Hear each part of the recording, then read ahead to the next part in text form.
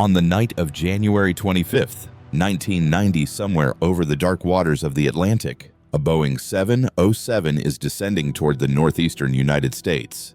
Inside the cockpit, 3 men are watching the fuel gauges. The numbers are low, lower than they should be, and still falling.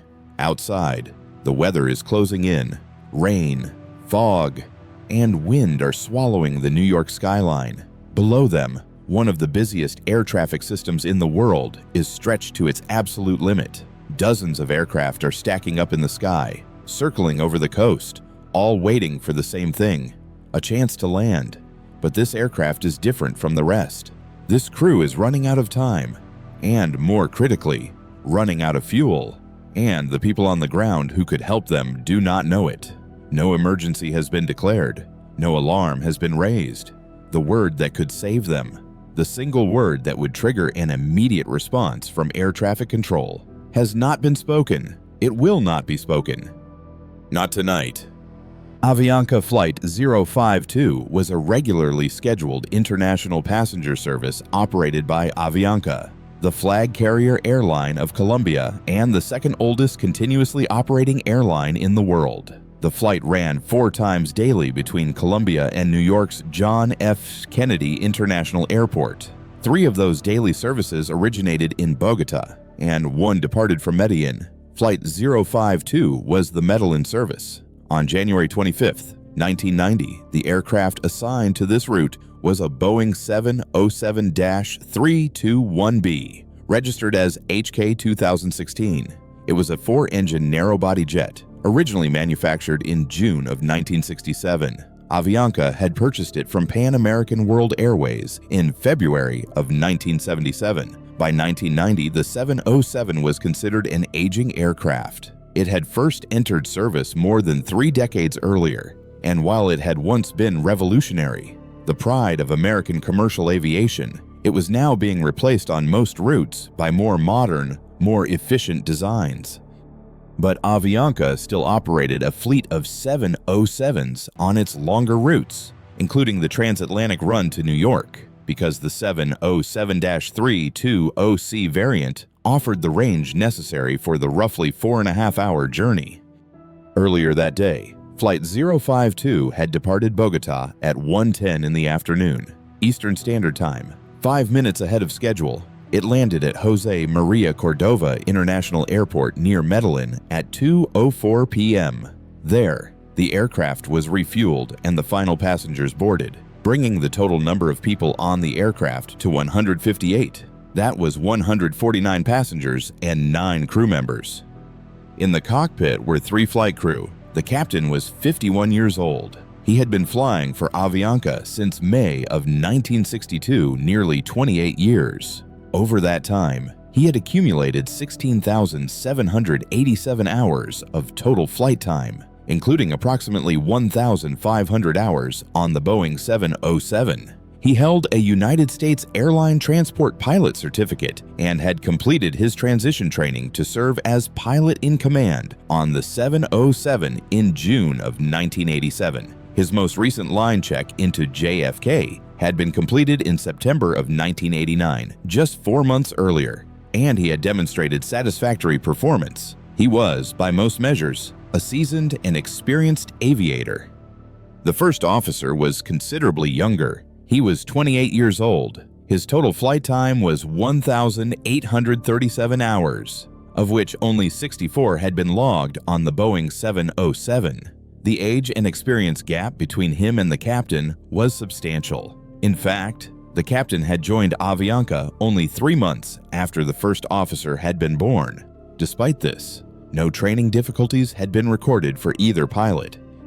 The third member of the flight crew was the flight engineer. He was 45 years old, and in many ways, the most experienced of the 3 when it came to the 707 specifically. He had 10,134 total flight hours, with approximately 3,000 of those on the type. His role was to monitor and manage the aircraft's systems, including, critically, its fuel. Behind them, the 6 cabin crew members were led by a chief flight attendant. None of the crew had any reason to believe that this flight would be anything other than routine. There were, however, A few things about this aircraft that the crew already knew before they left the ground. The flight data recorder had been found to be inoperative and had not been repaired. The autopilot was also placarded as inoperative. This was not, in itself, a prohibitive issue. Pilots are fully qualified to hand fly an aircraft. But on a flight of this length, more than 4 hours of manual flying would significantly increase the captain's physical and mental workload. In addition, the previous crew had reported a problem with the flight director system. When used in approach mode, the flight directors were not functioning properly. The flight director is an instrument overlay that tells the pilot how to fly in order to follow a desired flight path, such as an instrument landing system glide slope. Without a functioning flight director in approach mode, the pilots would have to fly any ILS approach using what is known as raw data, relying on basic deviation indicators to stay on course and glide slope. Raw data approaches are significantly more demanding than flight director-assisted approaches. They are rarely practiced because modern systems have made them largely unnecessary. For the captain, who would already be fatigued from hours of hand flying, the prospect of a raw data ILS approach in poor weather conditions would represent a serious challenge. There was one more factor that would prove critical, and that was language. The captain did not speak enough English to feel comfortable communicating directly with American air traffic controllers. This was not unusual among Avianca pilots at the time, but it meant that all radio communication in English would fall to the first officer. The most junior member of the cockpit crew would become the sole voice between this aircraft and the air traffic control system, the only link between the growing crisis unfolding inside the cockpit and the controllers who had the power to do something about it. Avianca, at this time, did not provide crew resource management training. CRM is the set of strategies and practices that modern flight crews use to ensure clear communication, effective decision-making, and the proper use of every crew member's skills and awareness. Without CRM, the hierarchical dynamic of the cockpit, the deeply ingrained deference to the captain's authority, the reluctance to challenge or question, these tendencies were left unchecked. In a cockpit where one pilot could not speak the language of air traffic control and the other lacked the experience to assert himself, this absence would matter enormously. Before departure from Medellín, the crew received their dispatch paperwork and flight plan. The plan listed Boston's Logan International Airport as their alternate in the event that a landing at JFK was not possible. The fuel calculations were laid out clearly. Avianca's fuel requirements stipulated that the aircraft had to carry enough fuel to taxi, take off, fly to the destination, execute a missed approach, fly to the alternate airport in Boston, hold for 30 minutes at 1,500 feet, and then land, plus a reserve equal to 10% of the total flying time between Medellín and New York. This minimum fuel requirement for the flight came to 73,930 pounds. The crew loaded 82,000 pounds, of which 1,500 would be consumed during taxi. That left them with a comfortable surplus above the minimum, enough, they believed, to handle any contingency. And under normal circumstances, it would have been. But what the crew did not fully appreciate, and what would become a defining factor of this disaster, was the severity of the weather situation that was developing over the northeastern United States. The weather data they had received in Medellín was 9 to 10 hours old. The alternate airport in Boston was forecast to be below safe landing minimums, a fact the crew either did not notice or did not act upon. They did not request updated weather information at any point during the flight. They made no contact with FAA flight service stations. They did not communicate with Avianca dispatchers about their fuel status or intentions. Other Avianca flights that day did. Flight 052 did not. The investigation would never determine why.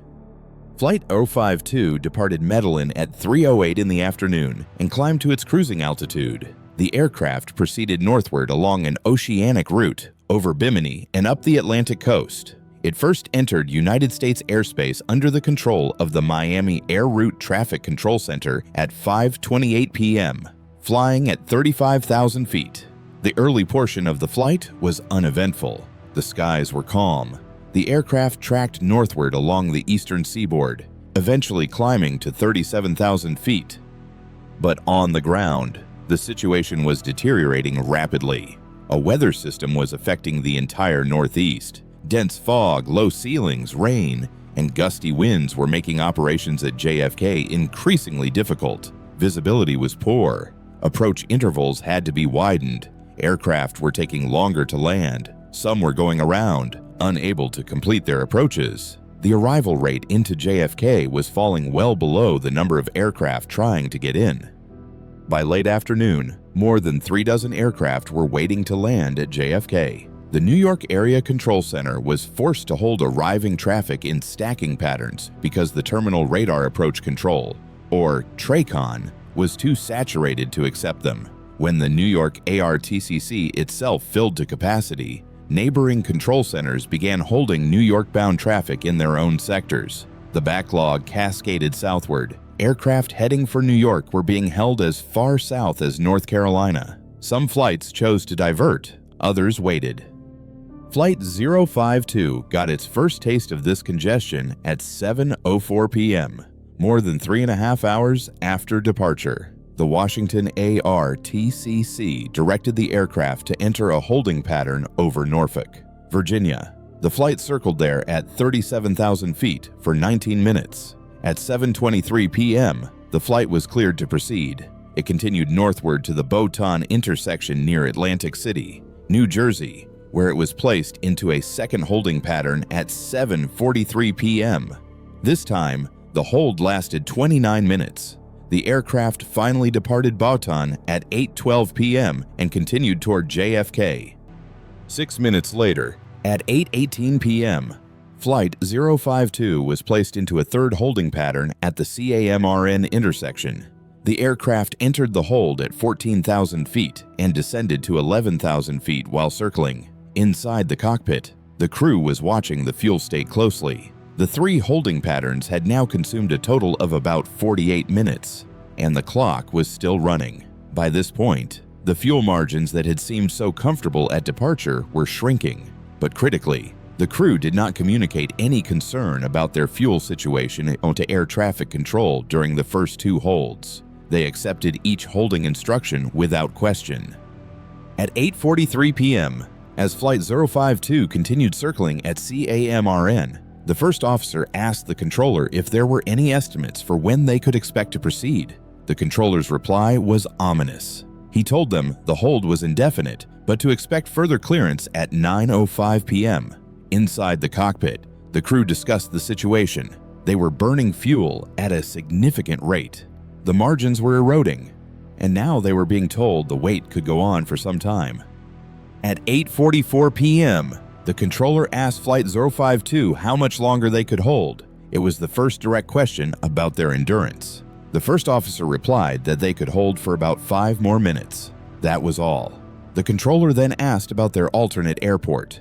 The first officer responded that it was Boston, but that they could no longer reach it. They would run out of fuel. This was an extraordinary statement. Flight 052 was essentially declaring that it had no alternate, that it could not hold, and that its fuel was critically low in a well-functioning system. This should have been the moment everything changed. The controller should have recognized this as an emergency.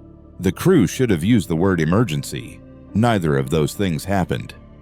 The handoff controller, who was coordinating between the ARTCC and the TRACON, relayed to the TRACON that Avianca 052 could only hold for 5 more minutes. He asked whether the TRACON could accept the flight or whether it should be sent to its alternate. But the handoff controller later testified that he had not heard the part about Flight 052 being unable to reach its alternate. The TRACON controller responded simply to slow the aircraft to 180 knots and that he would take them.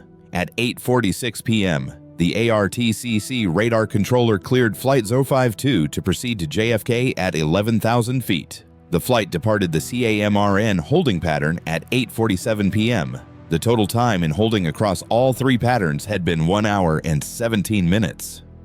Inside the cockpit, the crew believed that their situation was being handled with urgency. The cockpit voice recorder shows that they discussed among themselves the idea that they were being given priority. But the reality was different.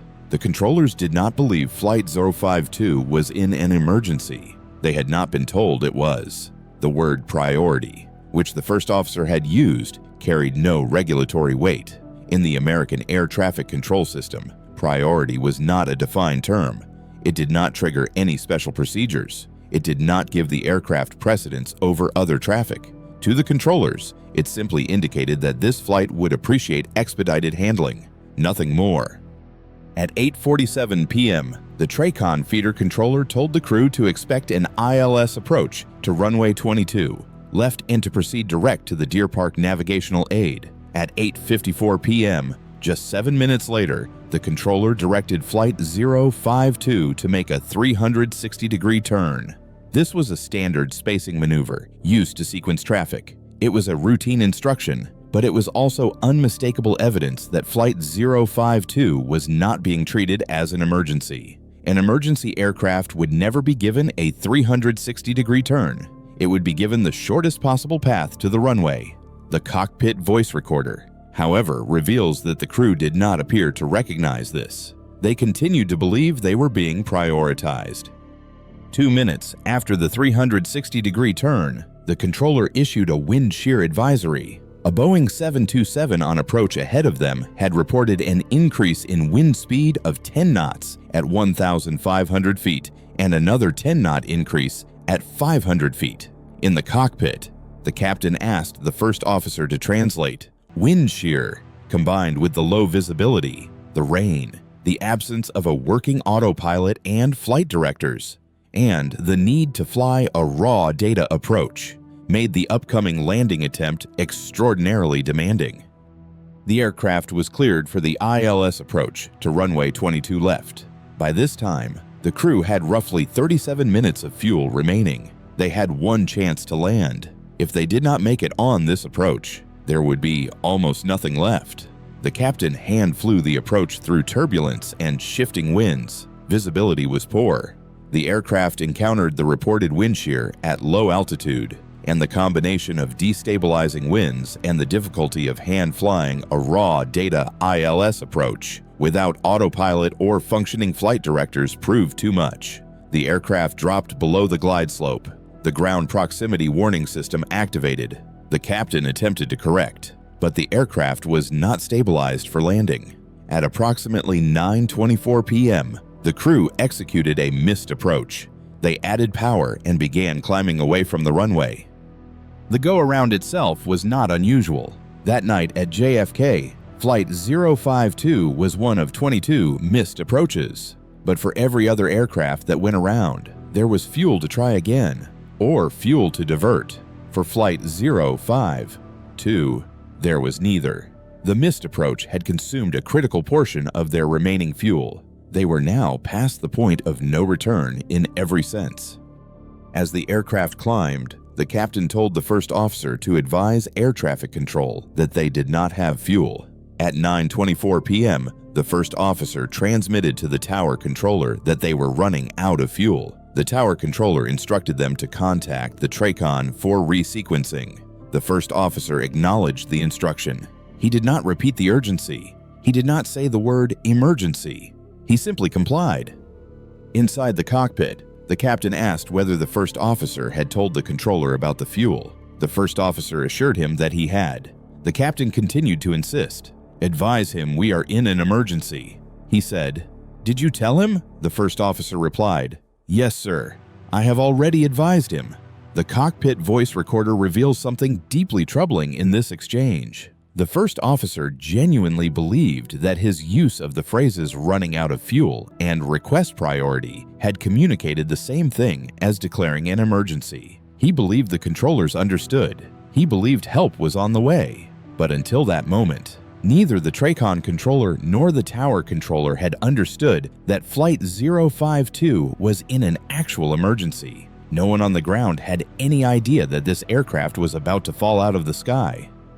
When the crew contacted the TRACON after the missed approach, the controller instructed them to climb to 3,000 feet. The captain told the first officer to advise the controller that they had no fuel. The first officer acknowledged the climb instruction and added, "We are running out of fuel, sir." But the instruction to climb was itself a problem. Climbing would waste what little fuel remained. It would throw away whatever slim chance they still had. and yet the captain complied. The aircraft began climbing. The TRACON controller then told the crew that he was going to bring them about 15 miles to the northeast and turn them back for the approach. He asked if that was acceptable given their fuel situation. Before the first officer could reply, the flight engineer commented that the controller sounded angry, perhaps influenced by this perception. The first officer responded meekly, "I guess so." He said, "Thank you very much." And then, for a time, there was silence in the cockpit. The desperation, the urgency, the need for immediate action, all of it receded into a kind of passive acceptance. Aviation psychologists would later identify this as resignation, one of the 5 hazardous attitudes in aviation.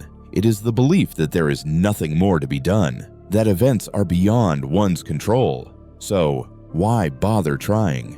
In the final minutes of Flight 052, this attitude appears to have taken hold of the crew entirely. At 9:32 p.m., with the fuel gauges reading near zero, Flight 052 began its base turn to intercept the localizer for a second approach to runway 22 left. The aircraft was still 15 miles from the airport, somewhere over the north shore of Long Island. And then, seconds into the turn, the fuel ran out.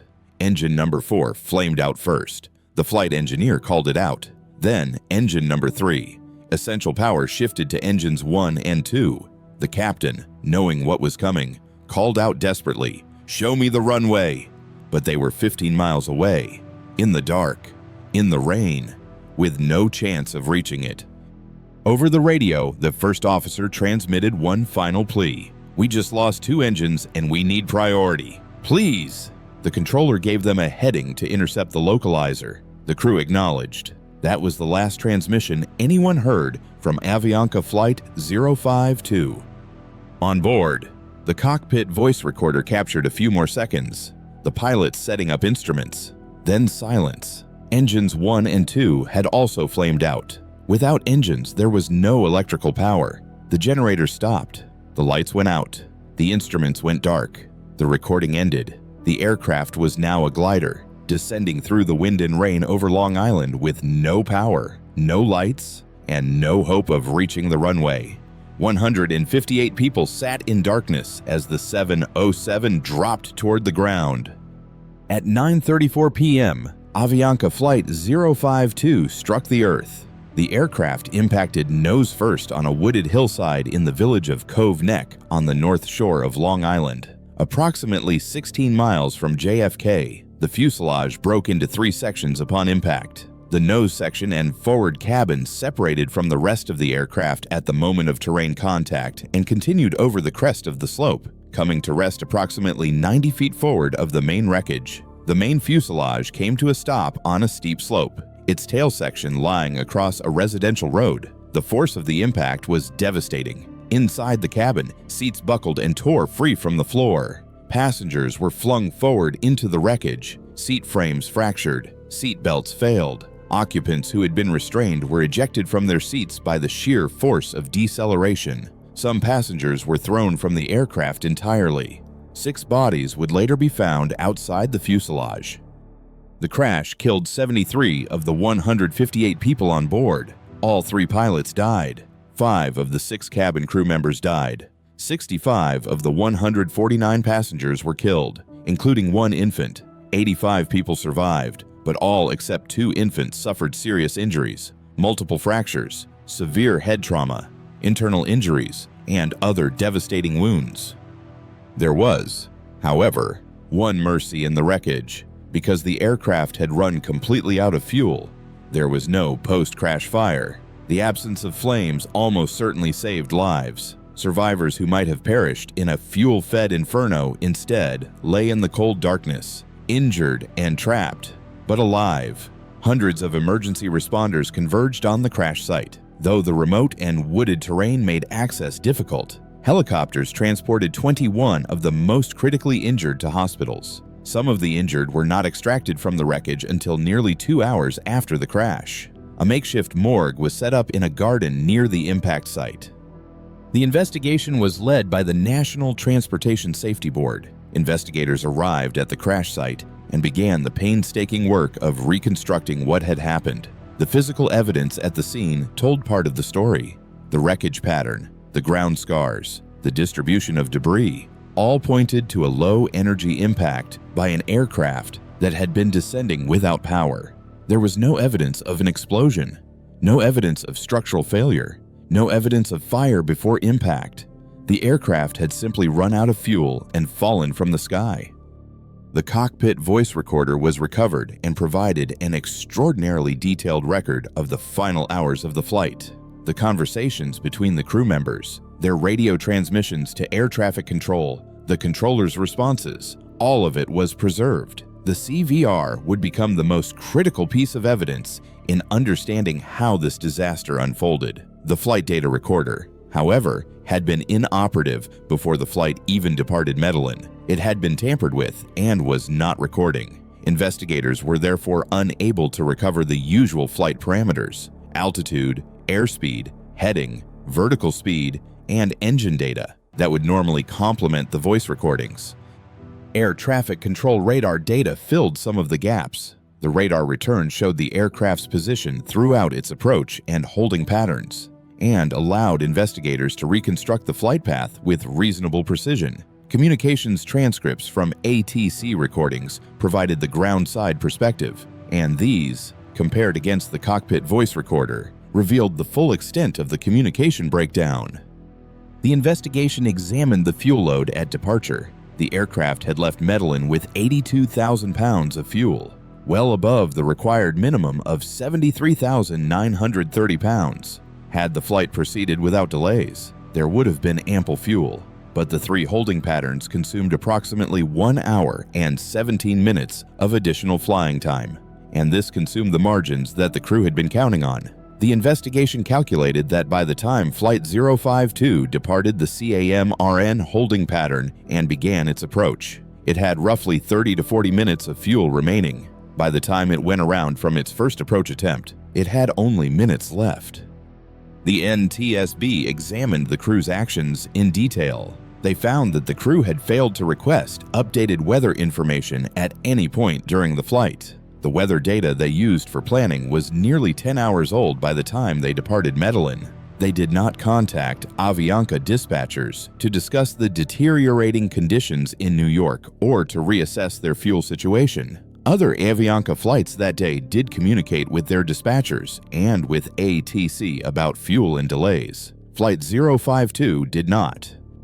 The investigation found that the crew made no mention of any fuel concern during the first two holding patterns over Norfolk and near Atlantic City. It was only during the third hold at CAM-RN, after the fuel situation had become critical, that they first spoke up.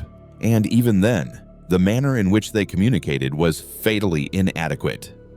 The central question of the investigation was why the crew never declared a fuel emergency. In the American Air Traffic Control System, the word emergency, or the international distress calls Mayday and Pan trigger specific and immediate responses from controllers. An aircraft that declares an emergency is given priority over all other traffic. Controllers are required to provide the most direct routing possible, to clear other aircraft out of the way, and to alert emergency services. None of this happened for Flight 052 because the crew never used any of these words.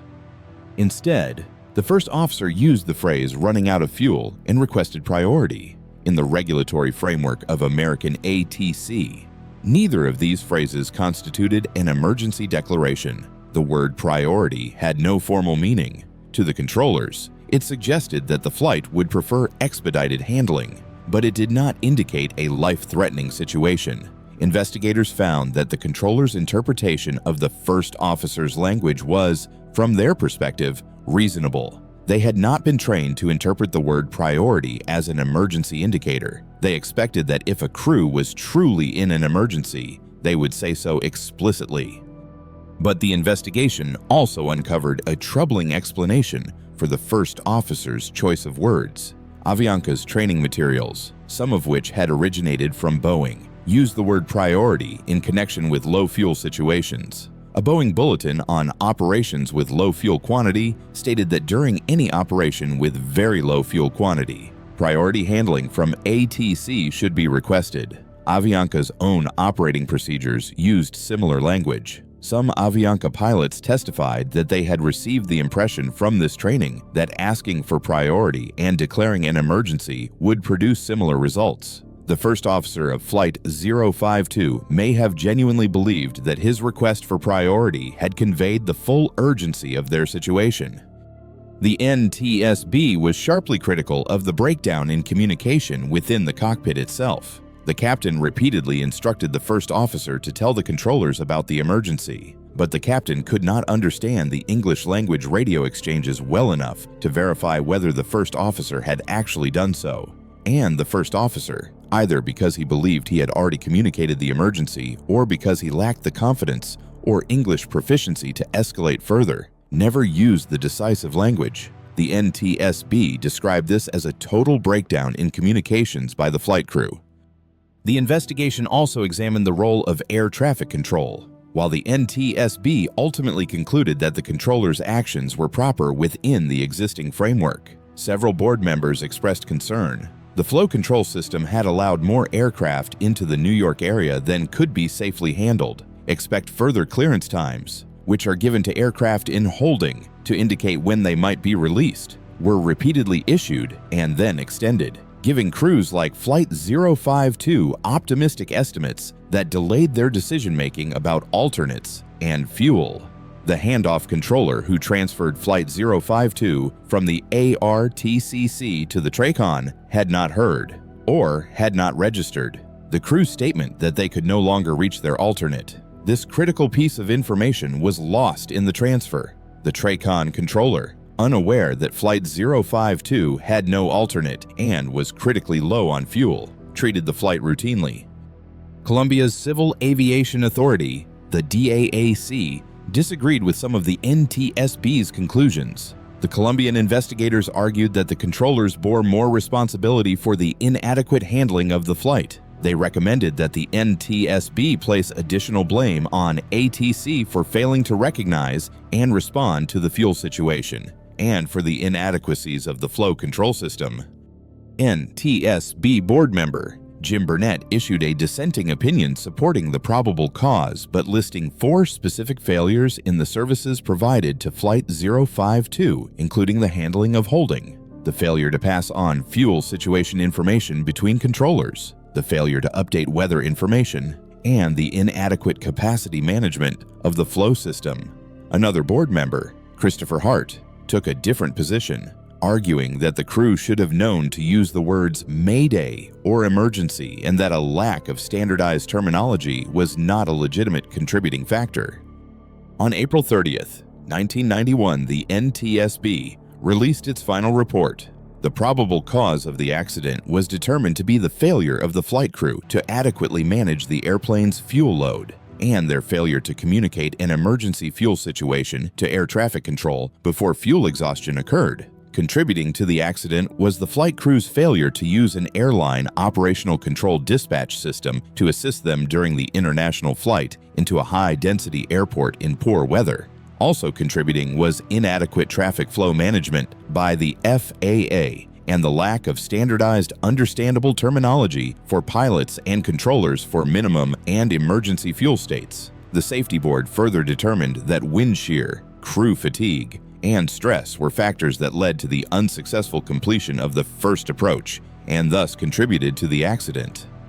The aftermath of Avianca Flight 052 extended far beyond the investigation itself. A month after the crash, approximately 1,000 vehicles drove in a caravan to JFK in protest, and demonstrators laid wreaths in the international terminal lobby. Survivors and families of the deceased filed lawsuits against Avianca and the FAA. In July of 1990, Avianca offered $75,000 to each crash survivor or to the families of those killed. Eventually, Avianca and the United States government reached a settlement estimated at more than $200 million.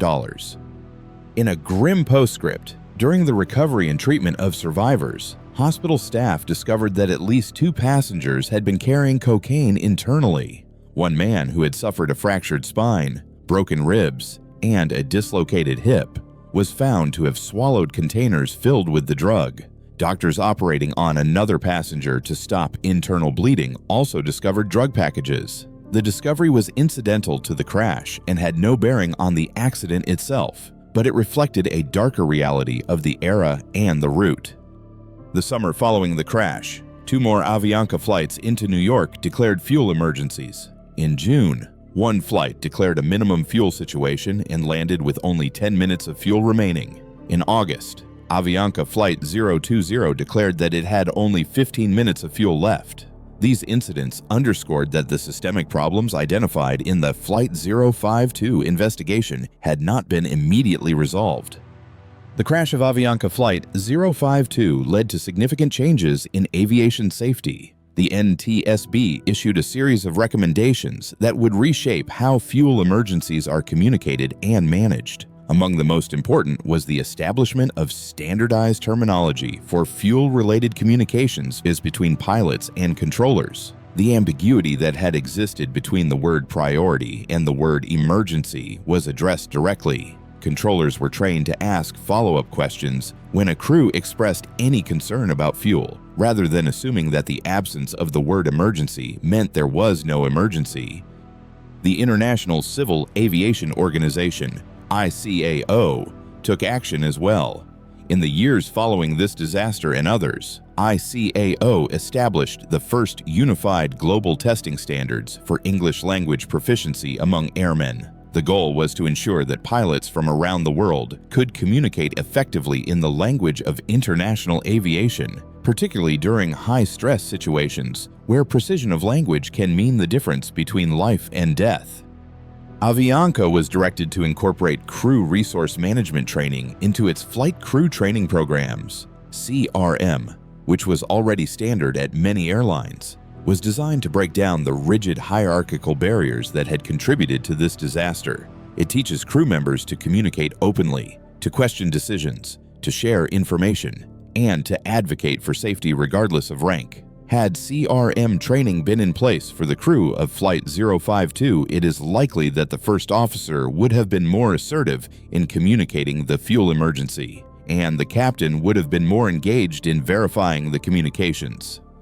The accident also had a lasting impact on aircraft seat design. The crash of Flight 052, along with other survivable accidents of the era, demonstrated that the 9G seat standard then in effect did not adequately protect occupants. Seats tore free from the floor, seat frames fractured, occupants were ejected. The FAA subsequently implemented new standards requiring airline seats to withstand impact forces of up to 16 Gs and to remain attached to the floor structure even in the event of severe damage. These improved seats have saved lives in every survivable accident since. There are aspects of this accident that remain, if not unresolved, then at least deeply debated. The question of why the first officer did not use the word emergency has never been fully answered. Some analysts point to inadequate English proficiency. Others point to the training materials that conflated priority with emergency. Still others emphasize the cultural dynamics at play, the deference to authority, the reluctance to assert oneself, the fear of overstepping, tendencies that some researchers have linked to broader cultural norms around hierarchy and communication. Malcolm Gladwell explored this dimension of the accident in his book Outliers, examining how cultural factors influenced the interactions in the cockpit and between the crew and controllers. Aviation psychologists have studied this case extensively as an example of mitigated speech, the phenomenon in which a speaker softens or hedges a message, often unconsciously, in ways that reduce its urgency and impact. The question of why the captain did not take a more active role in communicating with ATC is also difficult to resolve. His limited English was clearly a factor, but even allowing for the language barrier, the captain accepted instructions that worsened his fuel situation without vigorous protest. When told to climb after the missed approach, he complied. When offered a routing that would add 15 miles, he did not object.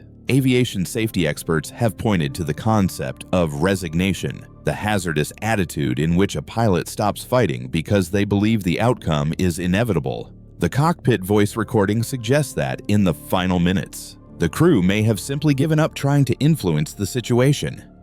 There is also the question of whether the air traffic control system failed this flight in ways that were not fully acknowledged.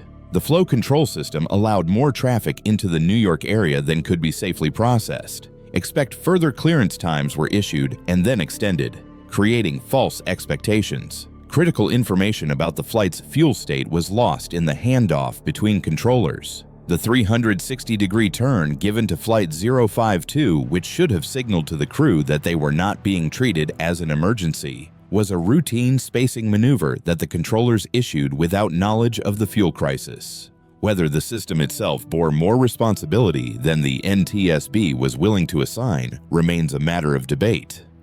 What is not debated is the legacy of this flight. Avianca Flight 052 endures as one of the most studied accidents in aviation history, not because of a mechanical failure or a structural deficiency, but because of the human factors that allowed a fully functional aircraft with plenty of initial fuel to crash into a hillside with its tanks empty. It is a case study in the catastrophic consequences of miscommunication, of the gap between what is said and what is understood, of the assumptions we make about whether our message has been received, and of the dangers of passivity in the face of a developing crisis.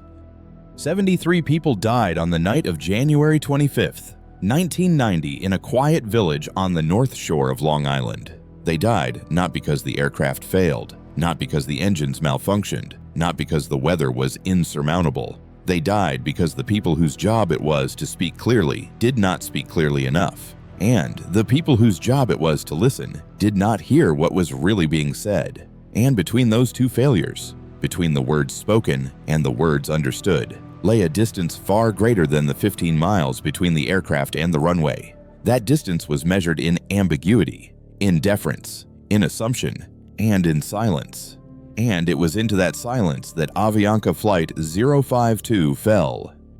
The changes that followed, the standardized terminology, the language proficiency requirements, the crew resource management training, the improved seat standards. These reforms have unquestionably saved lives in the decades since. They are the direct product of 73 deaths that should never have occurred. And perhaps the most enduring lesson of this accident is the simplest one. When lives are at stake, clarity is not optional. The right word, spoken at the right time, is not a matter of procedure. It is a matter of survival. And the absence of that word, the failure to say emergency when emergency is what you mean, can turn a recoverable situation into an irreversible one in the span of a few minutes. Avianca Flight 052 is a reminder that in aviation, as in life, what you do not say can be just as consequential as what you do.